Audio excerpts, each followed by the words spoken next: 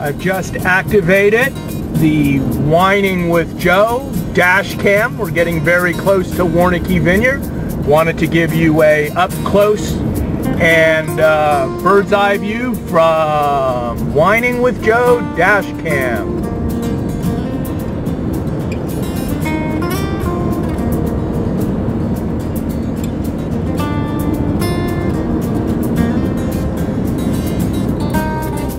This is Wining with Joe, coming to you from Warnicki Vineyards.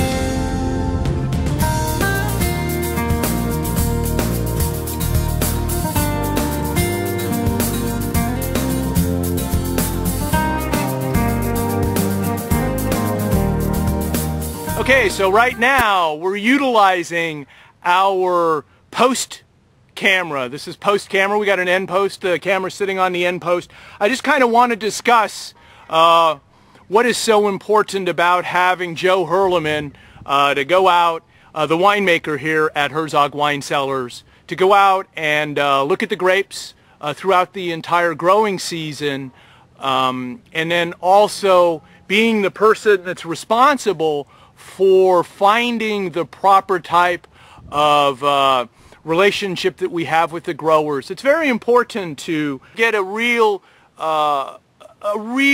understanding and a personal relationship with the different vineyard growers that we work with at Herzog Wine Cellars, because you want to be on the same page. You don't want to have a disconnect. It's an important aspect.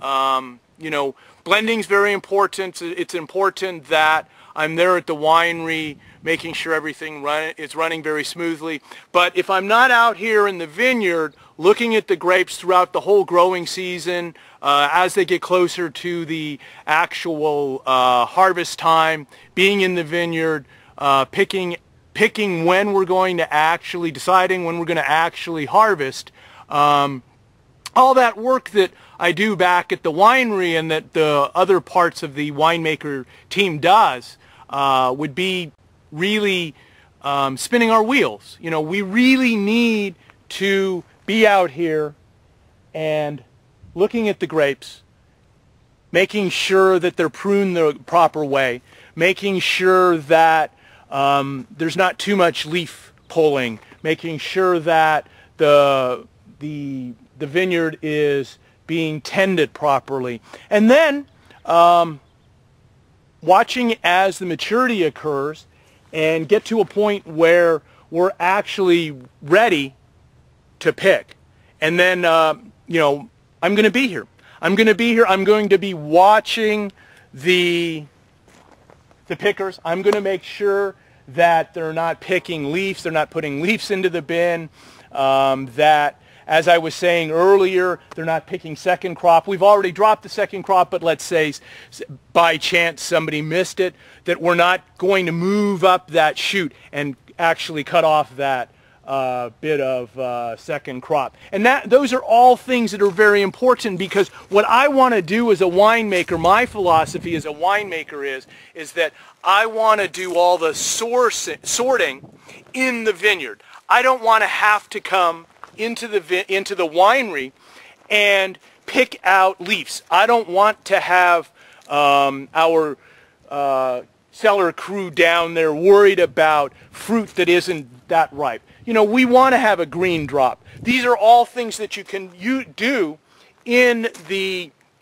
vineyard that's going to make for a much smoother, a much easier winemaking event at the winery. And that's really what it's about. You want to, you know, during harvest can be very dynamic and long hours, and you want to minimize the things that you have to do at the winery. You want to, since really, you know, wine's made from the grapes, you don't want to have to do very much. You want to basically bring the grapes in, destem them, put them into a tank. With the grapes coming from Warnicki Vineyard, we do an extended cold soak. So what we do is, these are hand harvested. I'm here. They go into half-ton bins.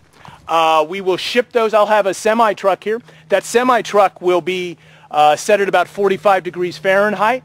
We'll go ahead, pick into half-ton bins when the fruit's about 50 degrees Fahrenheit, leaving all the leaves on the ground or on the vine, and just picking the most high-quality fruit that we can, put that into the refrigerated semi-truck, turn that truck down to 45 degrees Fahrenheit like I just said, and then go ahead and sending it down to Oxnard in Ventura County.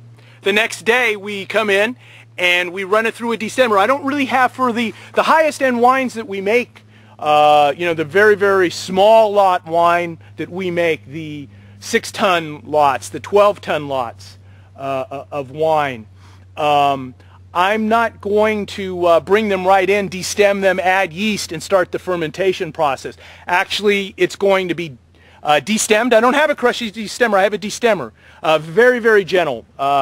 Tremendous amount of whole berries coming off of the rachis. The rachis.